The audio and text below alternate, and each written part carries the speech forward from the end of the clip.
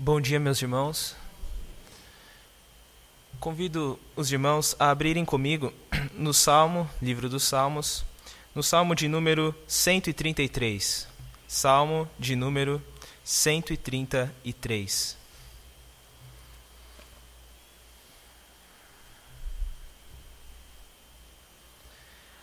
Assim diz a palavra de Deus. Ó, como é bom e agradável viverem unidos os irmãos. É como óleo precioso sobre a cabeça, o qual desce para a barba de Arão, e desce para a gola de suas vestes. É como o orvalho do Hermon que desce sobre os montes de Sião. Ali ordena o Senhor a sua bênção e a vida para sempre. Amém. O cenário evangélico, ele mudou bastante, mudou muito mesmo. Algo que mostra isso é o censo feito pelo IBGE em 2010. Nele vemos que não mais apenas os católicos são definidos como praticantes e nominais, como também até mesmo os evangélicos são definidos nestes mesmos termos. Essa mesma estatística aponta a grande quantidade daqueles que se dizem evangélicos nominais. Os níveis são realmente assustadores. Pessoas que simplesmente não veem valor em estar em uma igreja, em estar em comunhão com seus irmãos. Não dão importância a esta união. Antes, preferem simplesmente se abster como se isso fosse possível. Acredito que todos nós conhecemos pessoas que pensam dessa forma. O que acontece é que essas pessoas não entenderam a essencialidade da igreja para o projeto de Deus em nossa própria vida pessoal. Elas não entenderam que estar em Cristo é estar junto com seus discípulos. Ser cristão é ter Cristo como cabeça inseparavelmente junta de um corpo, a sua igreja. Todo aquele que invoca o nome do Senhor deve manter-se em comunhão com seus irmãos. Portanto, a primeira coisa que precisamos afirmar é que não existe esse cristianismo solitário. Isso está claríssimo na palavra de Deus, toda ela. Porém, o nosso salmo que nós acabamos de ler nos alerta para outro perigo, um pouco mais sutil e menos detectável que o primeiro.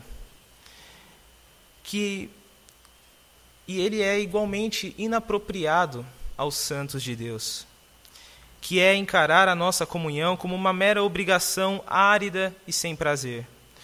Como se obedecer a Deus não nos trouxesse profundo prazer e regozijo nele. Meus irmãos, o fato é que nós devemos ter os nossos olhos fixos e lúcidos diante do grande tesouro que é desfrutar de uma vida de comunhão com os nossos irmãos. Da mesma forma como os olhos de Davi que se alegravam ao ver a união do povo de Deus. Então Davi escreve esse salmo para que o povo de Deus não se esqueça desse tesouro. Então, que nós, povo de Deus, aqui reunidos hoje, enchamos os nossos olhos com a beleza desse salmo, que nos ensina que quando unidos os irmãos vivem algo maravilhoso diante da bênção do próprio Deus. A fim de entender melhor essa dádiva, precisamos considerar o seu contexto. Acho que duas perguntas que precisamos fazer para entender este salmo são: a primeira já foi respondida, quem escreve é Davi. Davi está escrevendo esse salmo. A segunda é: qual o cenário que cerca Davi ao escrever essas palavras? O que ele vivia nesse momento de sua vida? Podemos dizer que este salmo é escrito num período após Davi tornar-se rei, não só de Judá, mas de todo o Israel. Lembremos que Davi, ele se tornou rei em duas etapas distintas. Primeiro ele se tornou rei de Judá, depois de todo o Israel. Então, nessa época, é que provavelmente ele escreve essas palavras.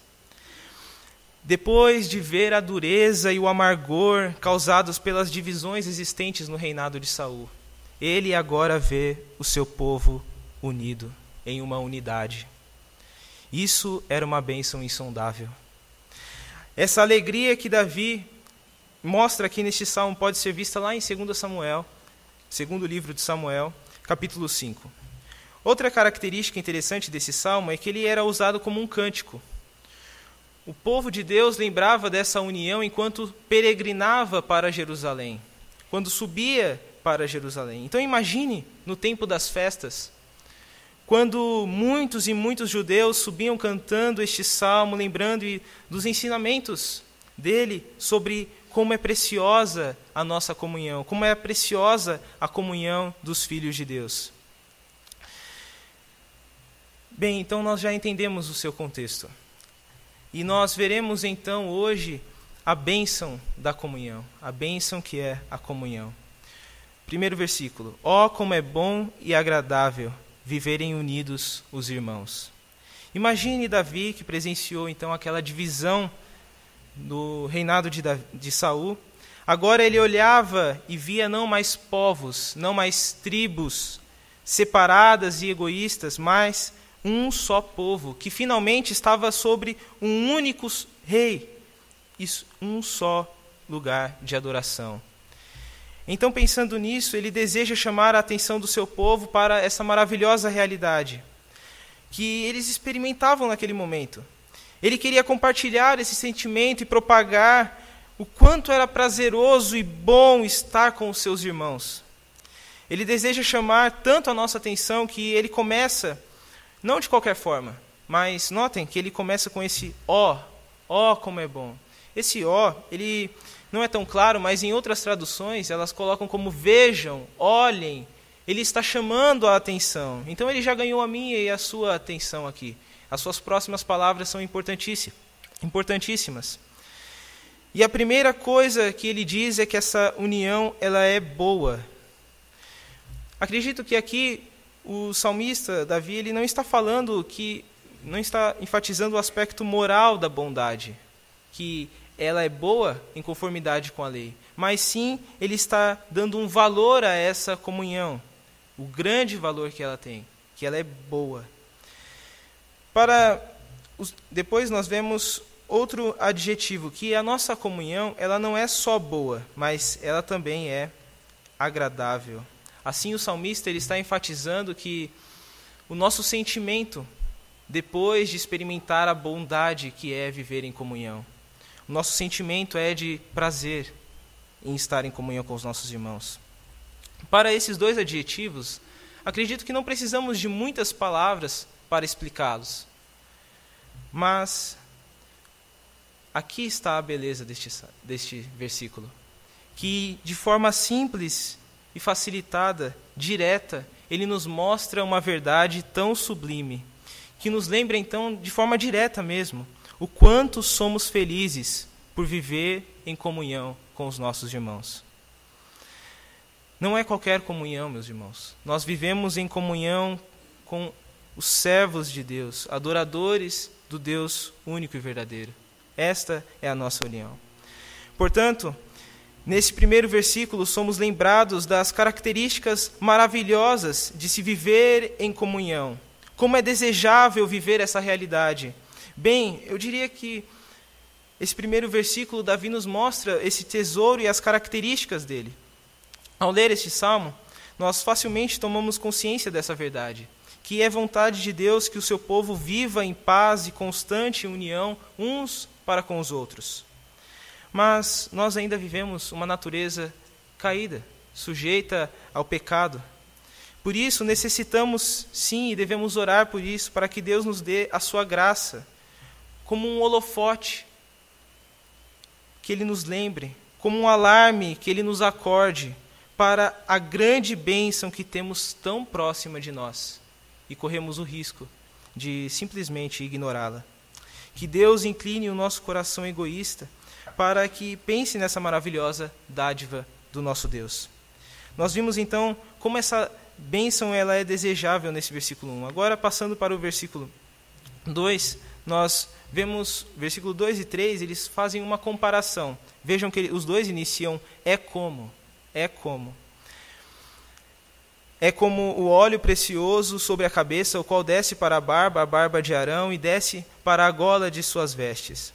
Nesse e no próximo versículo encontramos duas figuras utilizadas por Davi para enfatizar a nossa união.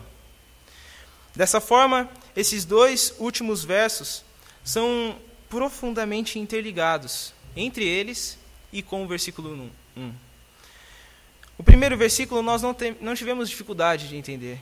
Ele é simples, ele é fácil, mas esses dois últimos, eles são um pouco mais complexos, porque existe aqui uma barreira temporal e cultural entre nós e o povo de Israel, e então não entendemos imediatamente as figuras utilizadas por Davi.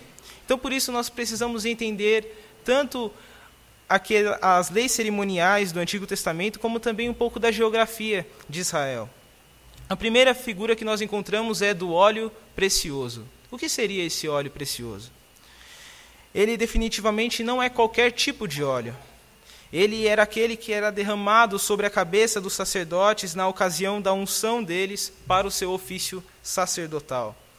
Então, não era qualquer tipo de óleo, ele era um óleo muito fino, era uma receita que foi dada pelo próprio Deus. E além de ser seu ingrediente principal ser fino e precioso, ele era acrescido de outras iguarias, outras coisas que deixavam ele ainda mais especial e mais perfumado. Só para os irmãos terem uma ideia de quão forte é essa figura utilizada por Davi, esse óleo ele não poderia ser repetido pelo povo de Israel. Ninguém poderia copiar aquela receita e replicá-la, porque fazer isso era uma abominação, e aquela pessoa que fizesse seria eliminada do povo de Deus. Então a figura de comparação aqui é muito forte. Bem, o óleo então está pronto, e conforme o Senhor nos mostra nesse versículo, na continuação dele, que esse óleo ele era derramado sobre o sacerdote.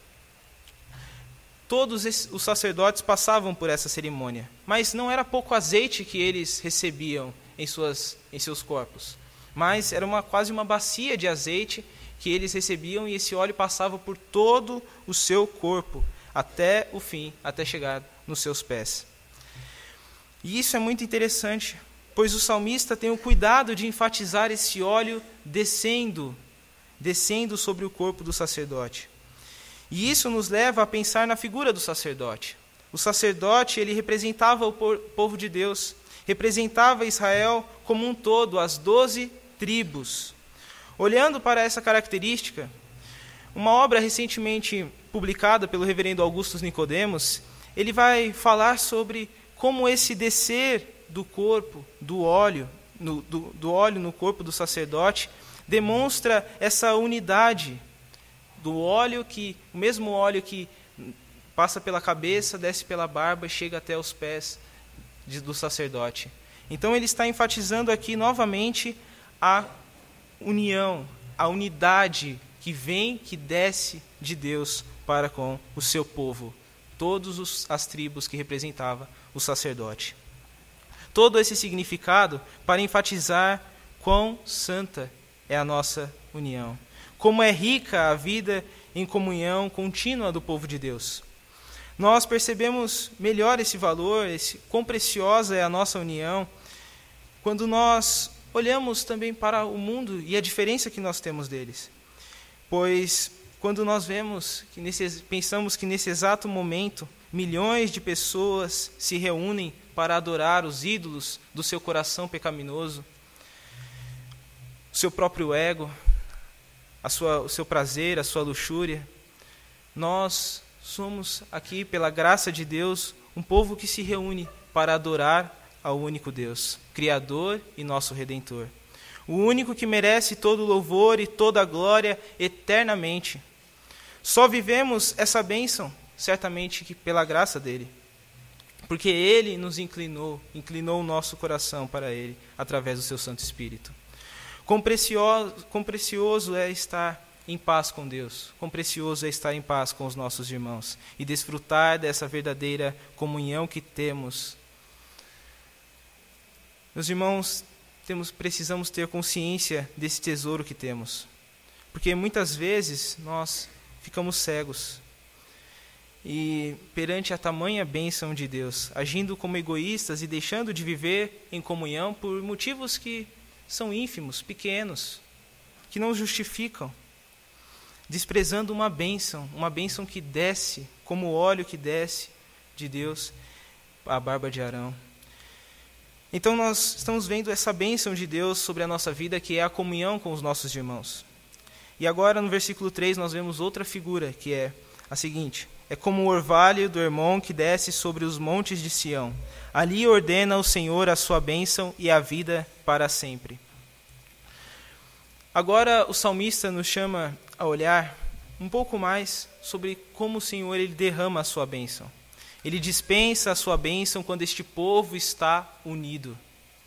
Dessa forma, nós vemos que ele enfatiza, assim como na figura do sacerdote, essa unidade do povo de Deus, essa bênção que nós vivemos. Então, nesse último versículo, ele nos chama a pensar ainda mais na bênção de Deus, comparando essa bênção ao orvalho do Hermon. Fica claro que nós devemos então entender um pouco da geografia de Israel. Se você pegar o mapa de Israel, você verá que o Monte Hermon ele fica lá no extremo norte de Israel, no extremo norte. E ele é um monte muito, muito alto. Ele tem mais ou menos 2.814 metros de altura. Todo esse tamanho faz com que o cume, o topo desse monte, seja repleto de neve. E ali, por alguns efeitos naturais, essa neve ela se torna um pesado orvalho. Um orvalho que rega aquela região. Se você pegar uma foto desse monte, você verá que lá é repleto de vegetação ao seu redor, porque ele rega e ele fertiliza aquele solo árido. Então, nós vemos essa figura do Monte Hermon, que traz esse orvalho, e esse orvalho ele caminha por todo o território de Israel e chega até o sul, onde está o Monte Sião, no extremo sul. Novamente, o orvalho que desce, o orvalho que chega e percorre todo o território de Israel, que une todo o Israel. Então ele vai literalmente do norte para o sul. Então esse orvalho caminha por todo o território de Israel e nos mostra essa união. Aqui está a ligação do óleo precioso do sacerdote, e que aponta para a união, e do orvalho do Hermon, que também aponta para a união e a bênção de Deus. Ou seja, essas duas figuras apontam para a mesma coisa, a bênção de Deus, que é viver em comunhão com os nossos irmãos. Entendidas essas duas figuras, o nosso texto conclui dizendo: ali ordena o Senhor a sua bênção e a vida para sempre. De forma simples, essa expressão revela que quando o povo de Deus está unido, ali o Senhor ordena a sua bênção. E quando não existe união, quando não existe comunhão, também ali não existirá a bênção de Deus. Que nós experimentemos essa comunhão, essa bênção de Deus. Então, além da nossa comunhão ser uma bênção, ela também é alvo da bênção de Deus. Meus irmãos, então nós vimos como é abençoada a nossa vida em comunhão com os nossos irmãos. Como é singular essa vida, como é preciosa. Meus irmãos, não nos enganemos. Mesmo dentro da igreja, nós podemos correr o risco de olhar para a nossa comunhão apenas como uma rotina e não lembrarmos de quão desejosa ela é, quão preciosa e abençoada é viver em união com os nossos irmãos. Em constante adoração ao único Deus que merece a glória. Tomando consciência desse tesouro que temos, não podemos ser negligentes. Antes, lutemos com todas as nossas forças para que nenhuma preferência pessoal, para que nenhum conflito egoísta, inveja, desânimo, preguiça, nem mesmo a perseguição nos afaste, atrapalhe a nossa comunhão que temos com os nossos irmãos. Que esse seja um dos motivos constantes das nossas orações. Oremos para que Deus conserve a nossa comunhão, para que reine em nosso meio o perdão, a simpatia, a perseverança, a compaixão e a alegria, para que vivamos testemunhando às futuras gerações que temos um precioso tesouro, um importante tesouro, e assim como Davi constataremos no nosso convívio Ó, como é bom e agradável viverem unidos os irmãos. Existe um ditado que diz: o que é bom dura pouco, né? Esse ditado é muito famoso, a gente às vezes usa ele.